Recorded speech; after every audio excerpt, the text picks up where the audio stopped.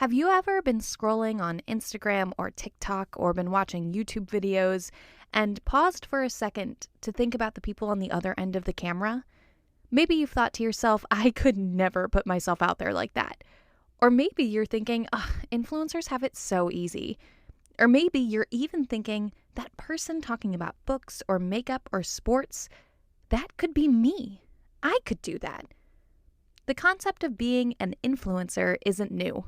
I'm sure you have people in your life who you trust more than others when it comes to restaurants or clothing or cleaning supplies. Anytime a trusted source like a doctor or a CEO or an actor is selling something in a magazine or a radio commercial, that's kind of a form of influencer marketing. Anytime we went to someone wise and respected in our neighborhood for advice or been told by a friend that they know a guy, this is kind of like engaging with influencers too. We've always been more willing to buy and learn from people who seem like they know what they're talking about. And because they have that street cred, we trust them more easily, even if they're a stranger. And this isn't limited to just selling things. We've always gravitated towards people who seem relatable to us for entertainment. Everything from advice columns to talk shows to memoirs are forms of influencing also. When social media hit the scene and creating content became accessible to the masses, anyone could become an influencer. But more importantly, anyone could get paid to become an influencer. The democratized access to the internet brought unprecedented opportunity to the quote-unquote normal person to share their life and expertise online. And according to today's guest, content creation represents a more modern version of a centuries-old ideal. It's like the 2023 version of the American dream, but with a viral video. There's so many possibilities, and it's all about just connecting you with people who value you. Your life can change overnight. Content creator / social media strategist. Our guest today, Adria Barrett, is a work friend of mine. We know each other because we overlapped as marketing consultants at the same company at the same time. I taught Adria a lot about growth marketing while she was there, but in the summer of last year, she left to pursue content creation, otherwise known as being an influencer, and I've watched her grow her online presence and subsequent content creation business from the sidelines ever since, with her enchanting and adorable co-star. I have a dog. His name is Oatmeal. He loves to swim. We've been traveling to pet-friendly pools and creating content and have just been building out my social profiles. And Adria says that her younger self might be surprised by where she is today, but not in the way that you might think. I think she would be a little surprised at how quickly current Adria has pulled it off. I think that I've been building up to this my whole life. Even though Adria is only a few years younger than me, it's really apparent that she grew up with the internet and has been very comfortable posting online since a young age. After all, she saw it modeled every day on TV. I was so inspired by iCarly growing up and seeing these young kids making a little web show, being goofy online and making it their lives. I have been posting on YouTube since I was literally 11 years old. I had a green screen and I would post singing covers and skits. I was that weird friend that I would invite people over and we would make music videos or we would do photo shoots. I just loved making content. That's what I did for fun. But the internet was still young and iCarly was just a character on a TV show. Making a career from talking into a camera and posting it on the internet wasn't just something somebody did. I had always been told that that was never a realistic career path because I don't think that a lot of people understood the potential of the amount of money that you can make doing this. So, similar to my own journey, Adria decided to go to college and major in something that helped her stay true to her storytelling and performing roots, but was maybe a bit more practical on the job front. I actually ended up majoring in journalism in college. And through that, I really learned how to tell a story effectively, responsibly, get my facts straight. And this concept of telling a story responsibly is something that Adria is really focused on today in her content creation. And the emphasis on accuracy that she learned from her journalism degree is something she thinks is more important than ever in today's world. Today, Adria's main social presence is running around to dog-friendly pools with her adorable golden retriever Oatmeal. But Adria argues that as a content creator, she has a responsibility to contribute positively and factually to the social media landscape. Social media is currently a wasteland, and it's because we don't have proper rules in place on how we should be behaving on it. I think content creators need to be more responsible with their voices and realize the impact that their words have on their audience. Because how many times have you heard an influencer state a fact and you take it as fact without double checking? We are not fact checking. We are falling for misinformation. We are more confused than we've ever been. We're also more polarized than we've ever been. And it's because we have stopped developing our own opinions, and we have made so many complex issues very binary, and that needs to stop. That all starts with the people who are creating the content on the platform. And I think that we need to start being a little bit more responsible. But I see so much potential with social media and its ability to just connect people. And I want social media to be good. I think it can be, and I believe in it. But we're getting ahead of ourselves. Adria went to school for journalism and now is a content creator. But if you remember, I first met her as a marketing consultant, not a journalist. So I asked, how does an internet enthusiast turned journalism major end up being a marketing consultant at 23? So I did an internship in college at a biotech company, and I did not know what I was doing. I got the job because I was the director of an ad agency on campus, and we were just kind of like playing pretend. We were just promoting clubs and orgs on campus, but it was a really sexy title. So it got me this fancy job at this biotech company. And at the biotech company, they worked with marketing consultants. And because I was the social media intern, I got to work with the marketing consultants. And so after I graduated, they were still small businesses themselves. And so they weren't able to really offer me a big job offer right off the bat. So they kind of split me. I would watch how they consulted with businesses on their marketing strategies. I learned from them. I watched them develop their own business. And after about 2 years there, I felt like I had gained enough knowledge to go off on my own and do my own consulting. But I only really felt confident doing that because simultaneously I was developing my online social media profile because TikTok really started to take off. I downloaded it in 2020. So during the pandemic, I was making silly, goofy videos. And as it turns out, getting back to Adria's roots of being silly and creative and posting online was exactly the right move to level up her career.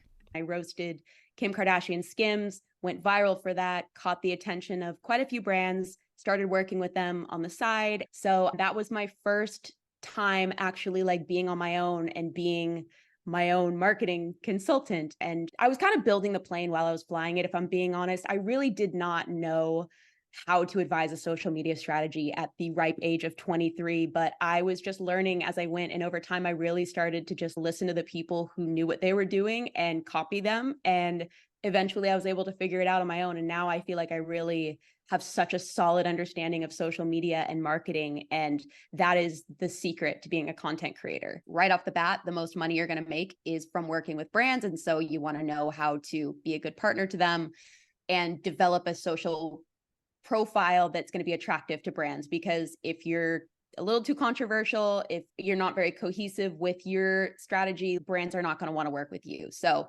I think that's the biggest leg up that you can have, is some basic marketing skills at least. So being a marketing consultant and becoming familiar with the industry helped Adria be better set up to become a content creator. In other words, knowing the space helps you show up in the space. And as any marketer will tell you, the first thing you need to do is identify who is your target audience. Understanding your audience, I think, is the biggest key. And that took me a lot longer than it should have for me to realize. But once you understand your personal audience that you're developing in your own social media presence, then you know how to sell to them. And then that is a whole other set of skill sets, is how to sell a product. And so it's kind of this combination of knowing what your audience is looking for and knowing what products they are going to appreciate and what aspects of that product they're going to appreciate. So like something that I end up doing is I think of products that my audience would like. I reach out to the brands with a concept, and then a lot of the times they'll end up wanting to work with me. So it's kind of like hacking the system. Instead of just sitting and waiting for brands to reach out to you and promoting products that your audience is going to be like, why is she trying to sell us some shit from Temu? I don't know if this is right for me. Knowing your audience and knowing how to sell to them is the key. And to Adria, there's one thing that's even more important than knowing who your audience is, that trumps any other skill set you can learn if you want to break into this industry. Really learning about myself and understanding about myself so that I could share myself in an honest and authentic way, because I feel such a huge responsibility with the words that I share to an audience of over 1 million people. I want to make sure that it's coming from a good place. And in order for me to be confident that I'm doing that, I have to understand myself. That's part of why I ended up just solo traveling, because I needed to force myself to be alone with my thoughts and understand my biases, understand just everything about myself so that I'm not sharing misinformation, so that I'm being responsible with my voice. One book that was really, really helpful for me was 101 Essays That Will Change the Way You Think. I've also read 101 Essays That Will Change the Way You Think by Brianna Weist and would definitely recommend it. I've linked to it in the show notes if you're interested. That forced me to do a lot of hard thinking about what I'm doing and why I'm doing it. That was huge. So, to sum it up, to be a good content creator, Adria recommends that you 1. Have a basic understanding of social media marketing, 2. Get specific about your audience, and 3. Do some soul searching so that you can make sure that you're showing up authentically online. Step 3, understanding yourself, is undoubtedly the most hard step, and inevitably something we work on for the rest of our lives. One thing Adria mentioned briefly when talking about her getting a better understanding of herself was her experience with solo travel. Now, for new listeners who might not know this, when I was about Adria's age, I was taking my own risks by going on a solo road trip around the US. The official goal was to conduct a lot of informational interviews to figure out what I wanted to do next in my life, but I also visited a lot of major cities and explored by myself and ended up hiking in 16 national parks, which was incredible. My experience traveling on my own helped me understand the importance of bravery and the importance of feeling competent and doing scary things and coming out the other side just fine. And a lot of people thought I was crazy, that beyond being risky for my own career, as a young woman traveling by myself, I should be afraid. And I did end up in situations that scared me, but that Half Dome summit was really intense, kind of scary. And I stayed in a hostel with people I didn't know, kind of scary. And I can't believe I'm about to move across the country all by myself to start a new career, kind of scary. That's not to say that I wasn't very, very careful on my trip and was really intentional about where I went, when I went, who I stayed with, and all the planning. But doing that all on my own was in itself an accomplishment. The bravery I felt from that solo travel helped me feel more confident to lean into the life I wanted. After all, what's starting a new job after backpacking in grizzly country? For Adria, solo traveling is crucial to rediscovering yourself, because when you have nobody to take care of and nobody to consider but yourself, you start to get to the root of what makes you happy. Before I solo traveled, I would always go on like group trips with my roommates in college. And it's such a different experience, because when you're traveling with other people, you kind of have to like come to a group consensus about the things that you want to do when you're on vacation. And when you're on vacation with yourself, you can do whatever you want to do. You could spend the entire day in bed. You could go to a farmer's market. You could literally do anything. And you want to see what instinctually you want to do when it does not concern anybody else, because that's going to help you learn so much more about yourself. But Adria also agrees that being brave can be an incredible byproduct of spending time alone and practicing being independent. In her book, there's no backpacking in bear country required. Even just going on a quick weekend solo trip and planning all of the logistics yourself can be a great way to feel accomplished.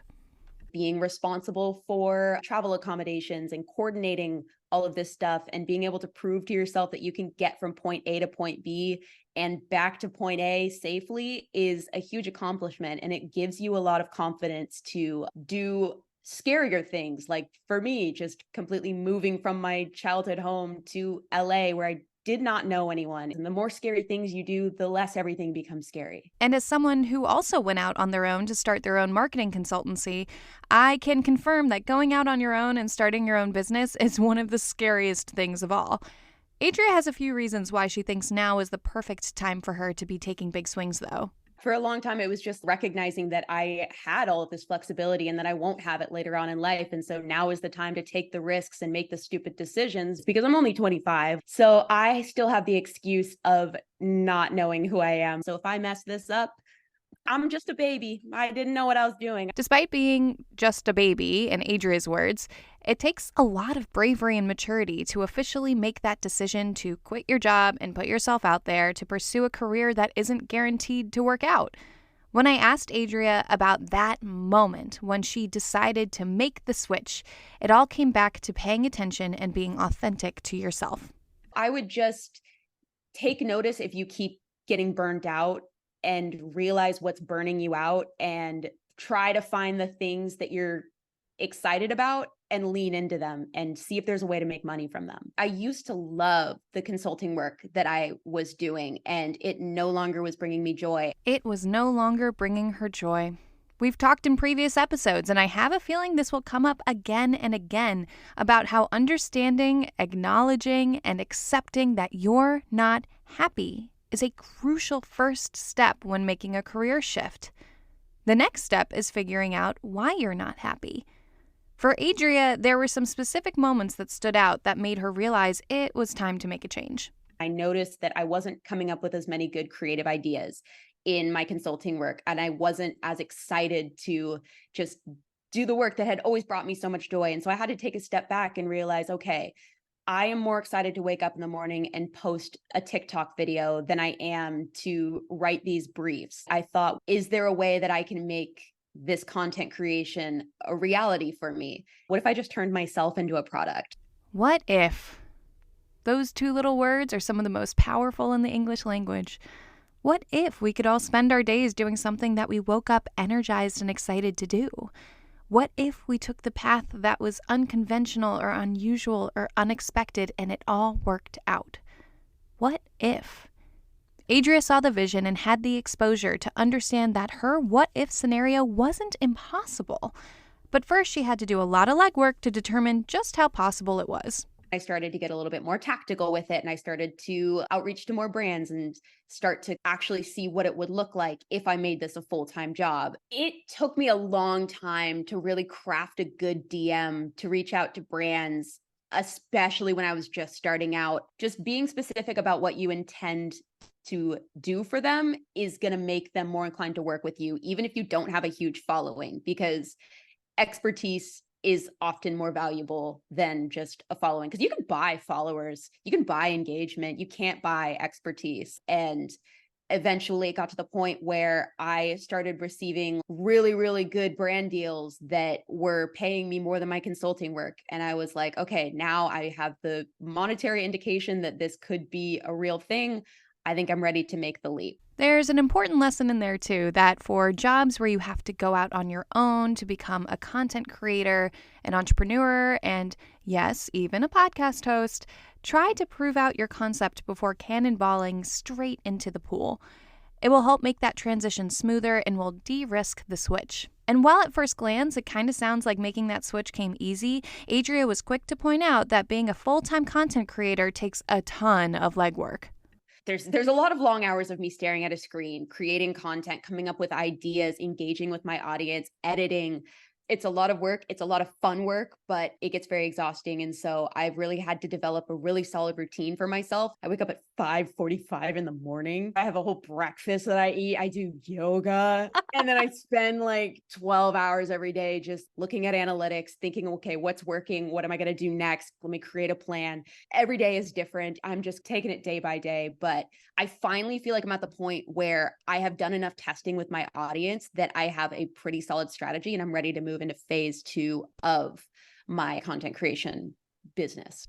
And beyond the long hours, there's a few other things that going off on your own can make more difficult, to say the least. First, according to Adria, there isn't really a group or an agency that you can be employed by. If you want to become a content creator, you're going to have to do it all on your own. I have a talent manager. He's the one who helps me get like some brand deals, but I don't work for him. Like he has his own business. I have my own business. One of the things you have to think about when you're self-employed, health insurance. Usually covered by an employer when you work full time, insurance can be a bit trickier and definitely can be more expensive when you're paying out of pocket as an entrepreneur. And Adria agrees, it can be a frustrating logistical barrier to say the least. Yeah, it friggin' sucks, man. I still am not making that influencer money yet. And it's expensive and it's frustrating that we have to pay this much to get taken care of. Mm. Yeah, it Mm-hmm. sucks. That's my only advice I can give. It sucks.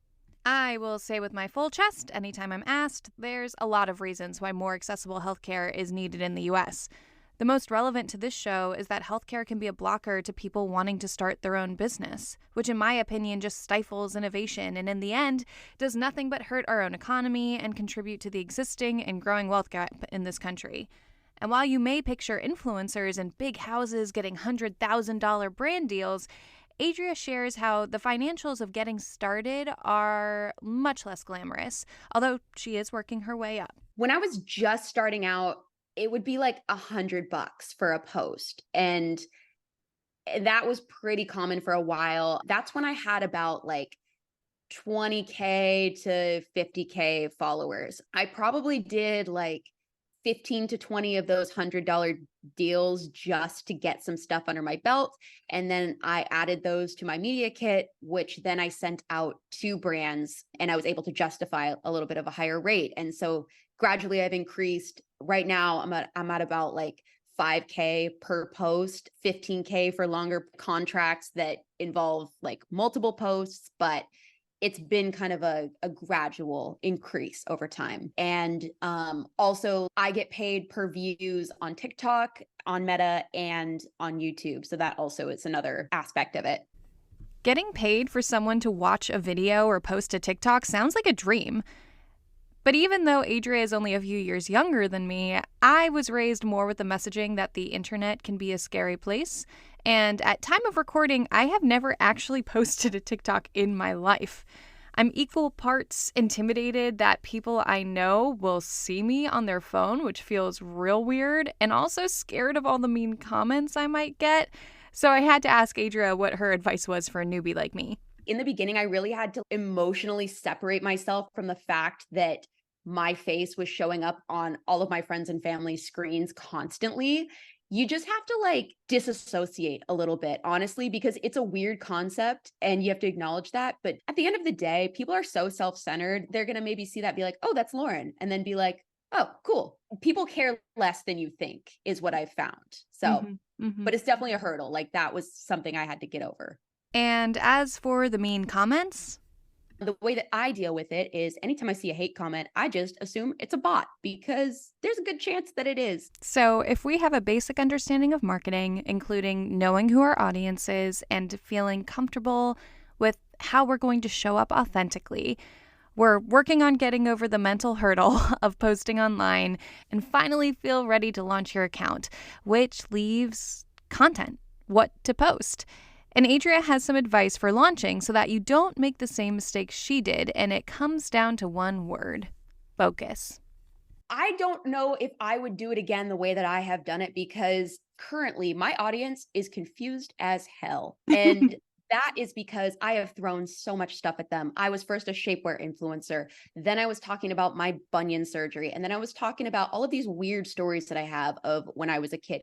I have gone through so many niches, and it's because I have ADHD and I hyperfixate on different topics. But as a benefit to that, I have so much data about what content works across a wide variety of audiences. So now I'm to the point where I'm like, okay, I'm throwing way too much content at one audience on my Adrian Oatmeal account. I need to take my content, which is me speaking to camera about ADHD, lifestyle, recommending products, take that to a different account.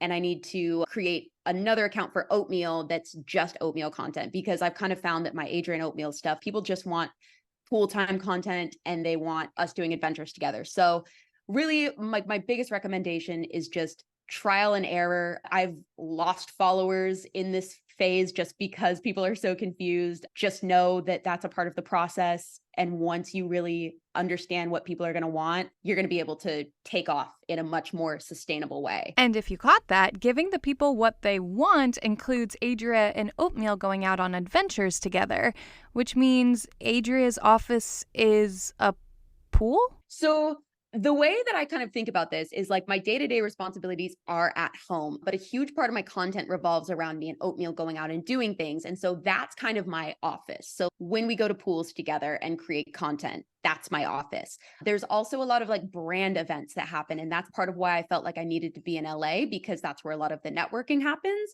So like, but it's like they're always super fun. Like I went to one last week that was at this dog social club, and like it was sponsored by this like dog backpack brand. We all got like free stuff, but it's a good chance to meet up with other creators and like talk. And so it looks differently than a normal office, but my office is anytime I'm going into the world creating content. And to Adria, the office being everywhere and anywhere is one of the best parts of the content creation industry. I think that the beauty of social media is that you could be somewhere in the middle of Nevada and you could just be talking about your cattle ranch and people might be interested, and you're a content creator if you're doing that. So I think that the beauty of it is showing these different ways of life, and your life can change overnight. It's like the 2023 version of the American dream, but with a viral video. Like there's so many possibilities, and it's all about just connecting you with people who value you. And beyond being able to do this job from anywhere, being a content creator is also something that doesn't have a timeline. When I asked Adria if she thinks it's ever too late to pivot into content creation, she not only said no, but had specific examples. No, I mean, there's a hype house that's just old people, and they are so viral. I think they're called like the old guys. You can do it at any time. And I think that's also something that's so beautiful about content creation. You don't even need really any specialized training, other than I really believe that people should understand some media ethics and fact checking basics before they share information online. But other than that, And I just had to ask, for out of touch people like me, what the fuck is a hype house? a hype house is a group of content creators who live together and create content together. So they kind of harness the power of all of their socials by creating content together. And I have emulated some elements of a hype house by doing things like hosting a dog pool party with a bunch of dog pet creators. Like it's kind of the same concept of just collaborating with well-known people to make cool content. This sounds like a bit of a dream job. You can do it from anywhere. You don't have to work in an office. All you really need is your phone, and all people want to do is listen to you. And you can even live with your friends to make content together. It sounded a bit too good to be true, and Adria was quick to point out that being on the internet for a living is not for the weak-willed. People are going to try to tear you down. They are going to come at any little insecurity that you have, whether you know you have that insecurity or not. People are going to target it. The hate comments are insane. So I think that that's where being confident in who you are is very important if you're going to be a content creator, because people want to hate. And coming back to the central theme emerging from this episode, it's important to stay authentic to yourself even when big opportunities come your way. You have to have the guts to turn down opportunities that sound fun but don't align with your brand's values. For example, it has always been a dream of mine to attend a movie premiere, but I declined an opportunity during the Hollywood strikes because I would be taking the place of an actor who is on strike for better pay, and that would go against my values, and my audience would be like, Adria, what the heck? So yeah, that learning to say no was the hardest one. I've said no to some really, really tough things, but it's important. I feel like we've got a clear understanding of how to get started in content creation, but I still asked Adria, what about our listeners who just don't jive with this influencer lifestyle, and if she has any advice for figuring out what they might want to do next. I figured it out through trial and error, because even though I knew where I wanted to end up, I didn't know the specifics of it. And so I just tried a bunch of things. Like in college, I was a track and cross country athlete, and that was my entire life. But once I realized that I was kind of wasting my energy focusing on this when I didn't intend on being a pro athlete, I pivoted and I was like, okay, let me go get a little bit more serious about finding marketing internships. And then from those internships, I found which industries I like to work into. And then as I did that, I pivoted a little bit more. And I just kept pivoting until I really honed in on the things that I truly loved. And what I love is just entertainment. And it's a trial and error. You have to force yourself to do things that might scare you because you might end up loving them. There's no easy answer. Just try things. Also, like giving yourself compassion when you're tired and need to rest, because there's definitely been days where I have beat myself up for not completing all of the things that I had hoped of doing. And I have gone outside, I've taken a walk and immediately felt better and been like, okay, this is what I needed. And if you're having trouble feeling energized or motivated to go try new things, Adria has an exercise that might help you out. So I keep a list in my notes app of all of things I would do if I had the perfect life. If I was making enough money and doing the job that I love, what would I want my life to look like? I would want to afford a weekly cleaner to come and help with my apartment. I would want to sponsor the visa of my college best friend who lives in Canada so that she could come here and work for me. Like, be specific about what your perfect life looks like for you, because the more that you can taste it, the easier it is to go and make a video when you're really tired and you don't want to. Just keep your eye on the end goal. And that, for me, has kept me motivated to actually commit. If you have the opposite problem and have listened to this episode and are feeling inspired and energized and think that you've just found a new career path, Adria has some homework for you first. I would really recommend finding other creators in the niche that you want to target and follow them. For me, particularly, I really studied Quinta Brunson's career. If you do not know her, she is a literal genius. She started out as a meme online. She started working for BuzzFeed. Now she is the showrunner of Abbott Elementary. She also stars in it. She is just an amazing person. And I'm really like modeling my career after her as somebody who went from a meme on the internet to killing it in Hollywood. So I also really love her book. It's called She Memes Well, and it's really, really, really well done. I also I look at Taylor Swift and how she's cultivated such a cult following of people who like hang on to every word she says. I just study the people that you want to be like and study the audiences as well, because that's the key. And before you run and go get that fancy microphone or ring light, maybe just start off making some content and figuring out how you want to show up first. It looks weirder if you're using professional equipment and you don't fully understand how to use it than if you just embrace creating really solid UGC content. UGC stands for user-generated content, which is basically content that looks like it was captured by an amateur on your phone. So I would take the time to understand the technology before you branch out. Honestly, I just use my phone mainly. As I've realized that voiceovers are a huge part of my brand, I got a Shure microphone. But really, I don't think you need anything too fancy, especially if you're just starting out. Really, just a phone is all you need. Well, that certainly demystified the influencer or content creation industry for me. And while you or me might just be getting started, Adria is pretty determined to be here for a good long while.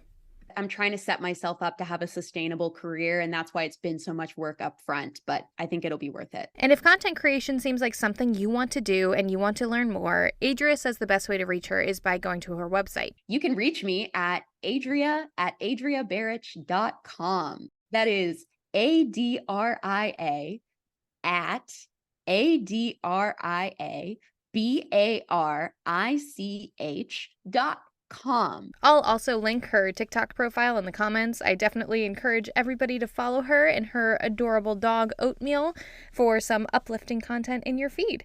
Finally, Adria had some overarching wisdom that I feel perfectly sums up the main takeaway that I got from this episode. Figure out who you are before you make a decision like deciding what your career is going to be, because the more that you understand yourself, the more you can lean into your strengths and find what you truly love to do.